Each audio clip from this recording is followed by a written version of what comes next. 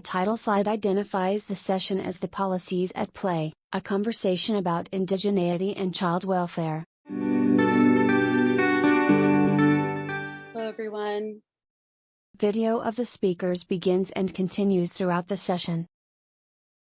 Thank you for joining us today, either in the morning where you're at or in the afternoon. And we are really excited to speak with you today on topics of indigeneity and of child welfare. I am Dakota Roundtree Swain. My pronouns are they, them. I work for the Capacity Building Center for States as a young adult consultant, and I'm very excited to speak with you today. And I'm going to pass it over to Marissa for her to introduce herself. Bonjour, Indigenous Menwa, Ochi Kniket Indigenous, Migizido Dams Cognin Jaba. Good morning, good afternoon. My name is Marissa Van Zyl, and I'm a family consultant. I'm also a former foster care provider and adoptive parent, and I'm also a former Indian child welfare worker. Welcome, everybody. Thank you so much, Marissa. We really are trying to uplift lived experience in a lot of different capacities today. And being Indigenous and coming from various cultures and various backgrounds, we are definitely going to include that in lived experience and lived expertise because it's so important to be a part of it. So I think today we were going to start a little bit with your story, Marissa, and talking about the process of you adopting your son. So whenever you're ready, if you'd love to speak on that, I'd love to hear about it. It's a very powerful story. Okay, thank you. I appreciate that. And I appreciate you guys hearing me today. So we're going to start and we're going to go back to 2014. I graduated college from Northern Michigan University. And my dream at that time when I was going to school was I'm going to graduate, I'm going to find this great job, and I'm going to help my people. And I wanted to enjoy the family life, and I wanted to become a foster parent. So months after I graduated, I ended up getting hired by the Lac-Vieux-Desert tribe as an Indian child welfare worker. And what a perfect place to start out my foster care dreams. I ended up getting with our social service director, and I let her know of my interest. She told me, you can't get a foster license. You can't get a tribal foster license because your home is too small. So in the back of my mind, I'm like, that's okay. That's just a little bump. At that time, I was living in a 2-bedroom home with my 2 children. And I knew that I was on the housing list to get a bigger house. So I knew this is just a bump in the road. So months later, I ended up going to the National Indian Child Welfare Conference. And there I learned that Indian custom is under the Indian Child Welfare Act. Whereas back in the day, we all lived together in like 1-room homes. That was normal, that was customary. And so in order to license a home like tribally, you can do it customary. So I ended up bringing that information back to the social service director, and she denied me once again. She said, your home is too small. I already told you that. And she said, we don't follow those standards. The way our tribal foster licensing process is set up is it mirrors the states. So that was very discouraging for me. But also, I was kind of like in the back of my mind, I didn't tell her, but I was just kind of like, we need to work on changing this. At that time, we had no licensed homes in our community. So that was also another big red flag. And it was like, well, maybe these two things are tied together. And then you have me coming along that's like very adamant, like, this is what I want to do. I want to provide this for this community. And, I want to take children in, it was my dream, and I wanted to make that come true. And so we're going to move a couple of months forward. So now we're into 2015. I'm almost at my job for a year. And my office sits across from our CPS worker. And she was very, very distraught. She was very vocal. She was very angry. And she was basically yelling around in her office. So I went over and I said, what's going on? Is there any way I can help? And she said, come on in and sit down. So I sat down and she tells me, we have a baby that's going to be born. And the adoptive parents just decided they don't want to adopt baby's due date was coming up. She said that BioMom's plan was just to leave the child at the hospital after she gave birth. So I'm taking it all in, and I don't know if I really thought it through, but my words were, I'll take the baby. And she was like, oh my God, really? And she said, get in your office right now and fill out your foster license application and give it to the social service director. So I did that, and I waited. The next day rolled around. CPS worker told me, well, due to time constraints and the fact that baby is going to be born so quickly, due date's coming up, we're going to do a power of attorney for you so that you'll be able to, if you want to be there at the hospital when the baby's born, you can be there. You can be able to take the baby to doctor's appointments. And I was like, all right, I'll do whatever it takes. And she told me she let BioMom know.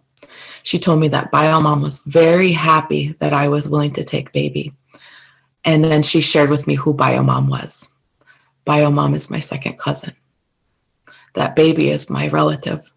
I did not know that. And just getting to talk with BioMom about it, she was more than happy, because she said, I know he's going to go to a good home. So at that time, we started working on the power of attorney. And to my knowledge and BioMom's knowledge, that power of attorney was temporary until we waited for that foster license to get approved. And so what had happened with BioMom was we talked, and I told her, I said, hey, whatever doctor's appointment you need to go to, I want to be there. I know she didn't have transportation, so I was like, I will drive you. You don't have to worry about gas. I will take you. I'll help you in any way, because she's my cousin now. I know this. So I'm not only helping her because of the child, I'm helping her because she's my family. It's not a part of my job. It's my responsibility as her family member. So less than a week later, baby was born. It was to my understanding that I knew that she had 2 other sons that have muscle dystrophy. She is a carrier of that gene, and it gets passed down to the boys. We knew it was a boy. We knew that this baby boy was going to have a 50% chance of having muscle dystrophy. We knew that. She was very honest with me and let me know that she drank. She did drugs. We knew that was something that we can expect, those types of complications. It was beautiful to be there for a baby's birth. It was a ceremony in itself. Right away, she told me, she said, he's your baby. And she didn't want to see him. I always had that in the back of my mind and I told her, I said, if you ever change your mind, I'm here and my door is open to you. I got to take baby and give him his first bath, which was such a precious and special moment for us. So right away we bonded. We already knew we were all family. It was a beautiful thing. But meanwhile, there was some not so beautiful things happening. That social service director and that CPS worker, without BioMom's knowledge, were looking for another home outside of the community. It was later that I found out they were doing all these things behind her back, which breaks my heart. And I found out that they didn't want baby in our community. the social service director told me, she said, and I will never forget these words, "There is nobody here healthy to take this baby." Meaning, I am not healthy. My cousin's not healthy. Our whole family is not healthy. Our whole community is not healthy. We're not good enough. I did not respond to that. I didn't know what to say. I was in shock that a child welfare professional would say that to me, knowing that I'm an Indigenous woman, knowing that I'm connected so closely to the community that I worked in. I didn't know how to respond to that. So moving ahead, my tribal foster license was approved after 10 months. So my son was 10 months old. We finally started receiving financial support through Title IV funding. And so we had that power of attorney prior. So what a lot of people don't realize is if you're using a power of attorney, or if it's a voluntary placement, or if it's a situation similar to ours, is that there's no funding available for us. I was working as Indian child welfare worker, I was making $10 an hour as a single parent, trying to pay off my student loans, all of that good stuff, and taking in a newborn baby that I was not prepared for.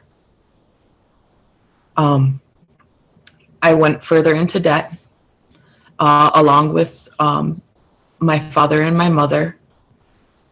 We all kind of put ourselves out financially during that time.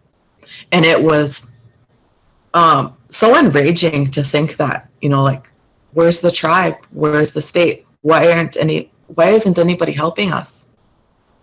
You guys talk about the best interest of a child, but that comes with, you need money to make that happen, to raise a child.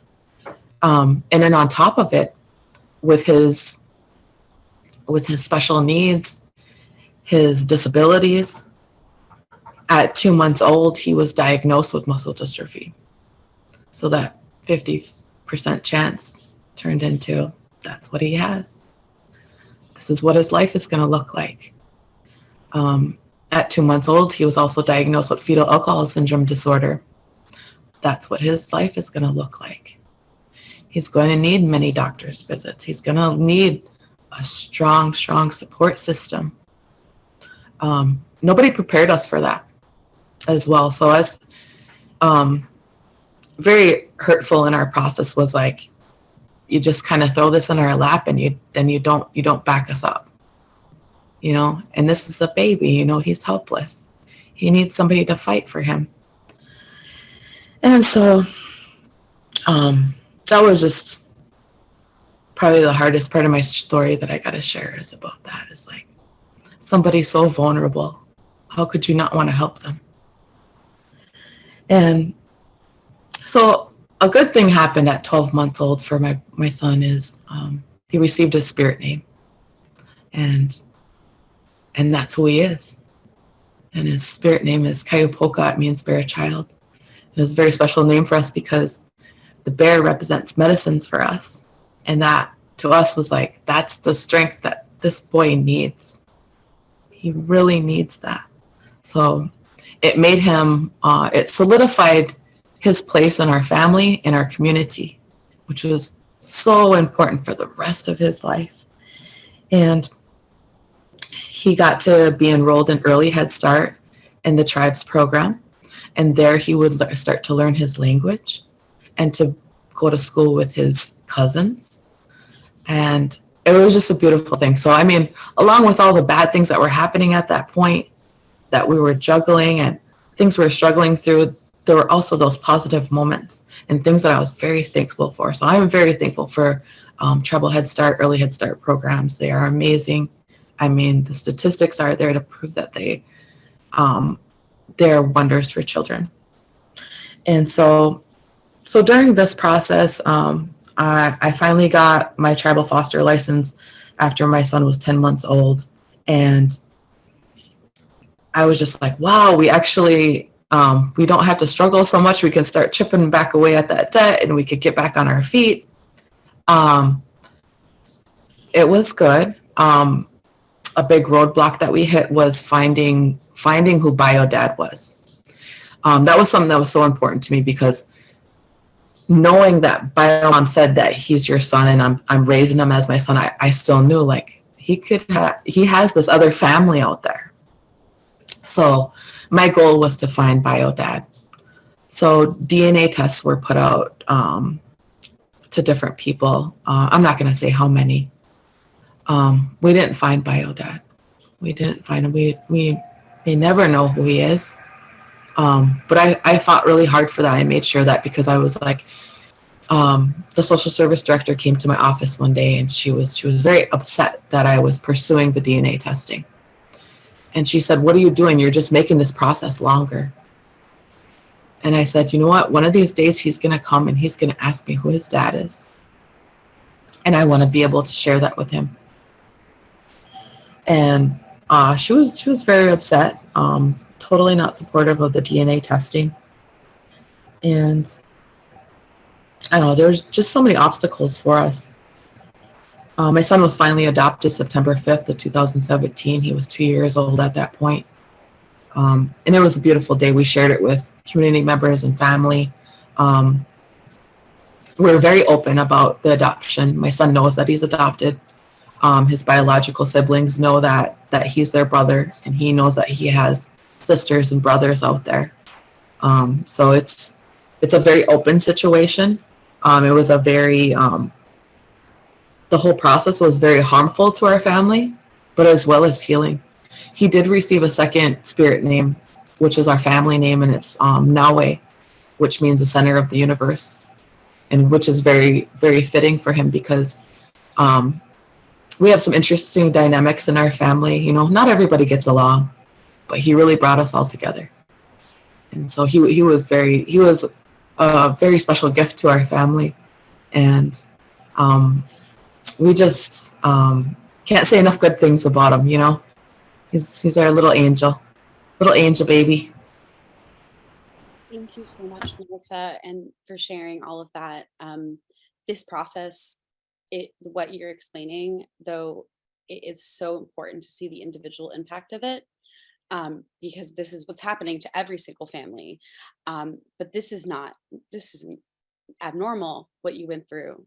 This is what happens a lot of the time with this process. But I did really want to hit on the fact that you were able to provide your son an access to his culture, to his language, to having a spirit name like that. As someone, you know, on the other end of the spectrum, why I'm here, that was ripped away from that and never got that back. You were giving him such a gift, and I know you know how much of a gift it is, but I hope that everyone here recognizes it. And I can share a little bit about my story and what would happen if that, you know, if Marissa had not been able to adopt her son. So I'm from Massachusetts, and we have a lot of complications with tribal enrollment and state and federal recognition. One of the biggest misconceptions is that every tribe that exists is federally recognized. It is not. And if you're not federally recognized, then the Indian Child Welfare Act does not apply to you. It also, another misconception, does not apply on tribal lands, but that's a whole other thing. But for me, I entered foster care at 15. I am white passing. That is both a privilege and yet also a mark of insidious stuff for me, and it's very complicated as a identity to hold. I was written down as white just right away. I entered foster care. My birth certificate says Native American on it. And I was in 7 homes in 2 years, or 2.5 years. And not a single one of them was Indigenous. And when they did find out that it was Native, they realized that I didn't count for ICWA, so it didn't matter. And I was put in all white homes the entire time that I was in foster care.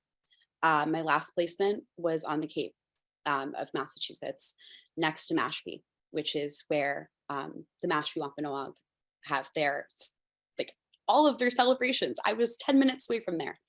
Not once did anyone think I should be brought there. My mom passed at 19 and my grandfather passed when I was 16. So when I left the system, I was dislocated from everything. I didn't even feel like my voice mattered enough to come to speak with y'all today. I had to be really encouraged to share my story, because I feel as if I straddle a line where I don't belong.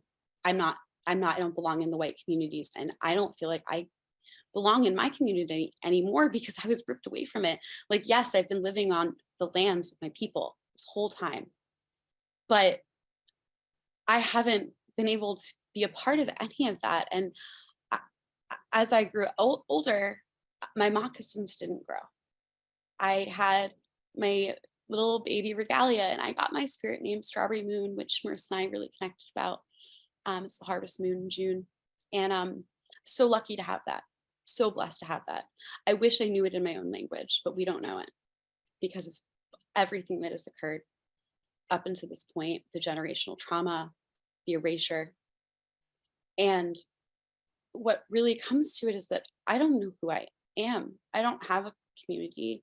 When I go to Indigenous Peoples Days events or anything, I don't feel like I belong. I feel at most a steward of information on how to avoid this.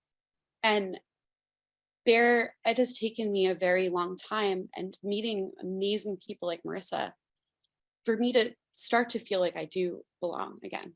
And my indigeneity was so central to my childhood, so central. It was ripped away from me. And with that was because ICWA didn't apply to me. ICWA is a gold standard, absolutely a gold standard. And as many of you probably are aware, it is up for arguments in the Supreme Court in November. If we lose ICWA, I challenge all of you in this audience to think of me, to think of Marissa, to think of Marissa's son. Every time that you don't have an act or a law in place potentially that makes you do it. It's morality, it's saving lives. This is life or death. Without belonging, what are we? And I'm still struggling to find that belonging. And that is so not okay. This shouldn't be the experience that people have. And so I am so grateful for people like Marissa, who even when you weren't prepared to take in a baby, you had so much going on already, but that's indigeneity, is what you said around, it's what we do for our people. You and I are both struggling with things in our lives right now that are incredibly difficult. And we are here because as Indigenous people that are femme presenting or born as female, we sacrifice, as you said. We sacrifice and we come and we stand up and we show up. And so we're showing up today in great pain to show you, well, at least I am. I don't want to speak for Marissa, but I'm very concerned about ICWA. And what happens? What are the ramifications? How do you support us in your everyday lives now with ICWA? And how can you better do it if we don't have that anymore? And if we do have it continuously, like hopefully, how can states better implement it? It's an amazing, amazing policy. It's not ICWA's fault. It is the implementation of the states. So I really want to open up the last little bit to see if you want to add anything, Marissa, but just the colorism aspect of things, I just wanted to point out that's a misconception really quick. The amount of times I've been told you don't look Native is an incredibly racist statement. There are so many of us and so many varieties and, melanation and lack of melanation, and we're all incredibly diverse people. And so please don't just see a white kid and assume that that child is not Native, please make sure you do your due diligence, because it really has had deleterious and disastrous consequences for me in my life. And I don't know if I'll ever heal from that fully. And that's okay. But this can't happen. This can't happen to our babies, and it continues to. And this is a process of assimilation of policies that have happened over and over again. We need to save our babies and make sure that people like Marissa's son get to stay in their communities. That is such a gift. So that's my little soapbox. And then Marissa, I'd love if you want to add in other things. We have about 5 minutes left of this. Sure. So something that I really wanted to touch on was, and this was a question that's just kind of been really burning for me, and you answered it a little bit, was what does our world look like without ICWA? And so I got to speak with one of my mentors yesterday evening, and she shared with me, she said two things. She said, first they want to take our kids, and then what's next? They're going to come after our federal recognition, our sovereignty. Where does this road lead? Because it's leading somewhere. And so just some thoughts for people to leave with you. Definitely nothing you need to come up with answers with today, but just really let that set on your heart and think about that. Where is this going? And another thing that really stuck with me that she shared, and I guess I could kind of, I laughed at the time, but now I'm just like, wow. She said, we're not pound puppies. Our kids are not pound puppies. Why do you want our kids so much? Those are our kids. That's our future. You're taking our future away from us. And then two more things. So I used to be an Indian child welfare worker. Talking about implementation is two things. Looking at those notices that get sent out when there's court proceedings that get sent to the tribes. People need, what I used to see come across my desk all the time was people were not filling, those workers were not helping those people fill out their family trees. So what am I supposed to do with that information if you're just giving me your name and your mom's name? You know what I mean? Like, help them, do your due diligence and help them. If they're eligible for enrollment, if that child's eligible for enrollment, then let's help that process along. I've seen so many empty sheets, and I would send them right back, like, we need more information. And like, if those are our people, we want them here. We want them enrolled here. And then the second part is making sure that we work on foster recruitment. Okay, if we need more Native homes, then let's get them going. If this lady that I worked with, the social service director, is saying that we're all unhealthy, well, then let's fix that. Let's fix that. Let's not keep this toxic cycle going. You know, it's time to break that. Help us be healthy. Then, if that's your job, if that's what you truly want to do, then let's do that. Let's do that together. Thank you so much, Marissa. I think that is so essential, is together. We need to be collaborating on this as sovereign nations with other nations. So essential. And a world after ICWA is not something that I'd like to think about, but something we really do have to think about. And you're right, what's next? And I guess I want to leave everyone just thinking about what it means to stay in a culture, what it means to have belonging, and what you can do to facilitate that at all times. So anyone that's in the chat right now that is reaching out to us, we will have that, but feel free to add us as well if you feel like you want to do that. You can add me on LinkedIn. But this is a continuous conversation. We have to fight for this, and Marissa and I are not the only ones who can do it. So we need you guys as well. This is a call to action. Please help us. We've got enough on our plates as Indigenous people. So if you want to be a true ally, go to your supervisor and say, what are we doing next? thank you so much. This is the end of our time. Marissa, thank you so much for sharing your story. Thank you all for your kindness and your support and your chat. I hope you have a wonderful rest of your day. All right. Chima ugachi, everybody. Bye, everyone. The Child Welfare Virtual Expo, CWVE, logo displays and is followed by this message. This video was developed for the Child Welfare Virtual Expo by the Capacity Building Center for States and is sponsored by the Children's Bureau. Its content does not necessarily reflect the view and policies of the Children's Bureau.